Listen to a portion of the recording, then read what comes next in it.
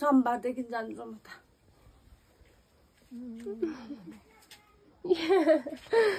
यो चाहिँ खिर बनाएको मम्मीले यस्तो यतिकै हो पाक्छ नि त हौ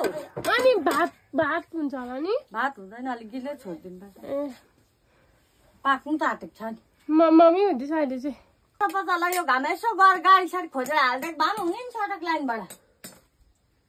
अहिले कहाँ पाउँछ बिहानको गाडी पाउँछ है कतिवटा हिँडिरहेको हुन्थ्यो कि एक साइडतिर जानु पर्यो त्यो दिन सक्दैनौ पैसा छैन नि गयो नि अब बिचरा कहाँ पुग्यो पर्दैन हौ भन्दै गयो उसलाई फेरि खायो हग्नु गइहाल्यो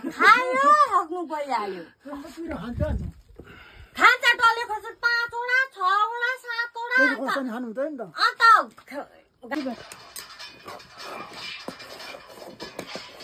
वटा पाकेको छैन नि यो फेरि यो पाक्दा त अन्त ढिँडो हुन्छ त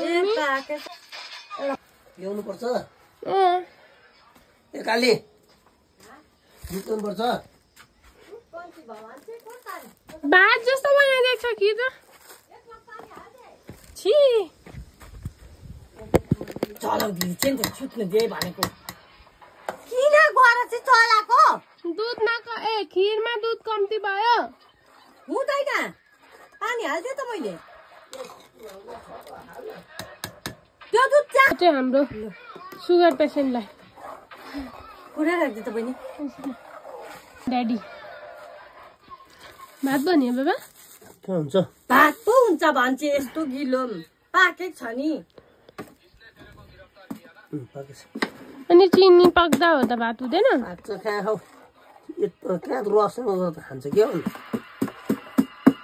हामी त यस्तो बाबा होस् हुन्छ है हुन्छ हौ सुतेर उठेको अरे बाबा जाना भोक लागेन जाना यो लग्दैन के गरेछ यसरी भाइ हाम्रो त के हो यस्तो पकायो भने नि चढाउनै पर्ने अरे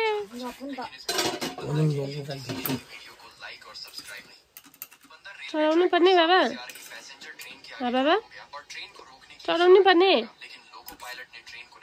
चढाउने मान्छेको खानुपर्छ नि त अलिकति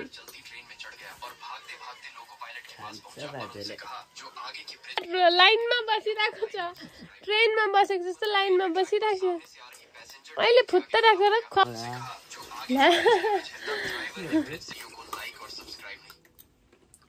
भाइ बिजी भगवान